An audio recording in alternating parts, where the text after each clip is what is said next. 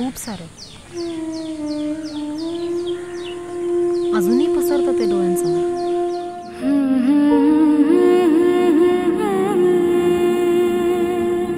तुझ्यासमोर सगळं कसं स्वच्छ आहे ग आजी.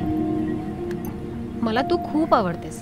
कधी कधी मला वाटतं त्या रंगांबरोबर खेळण्यासाठीच मी चित्रांचं निमित्त करतो.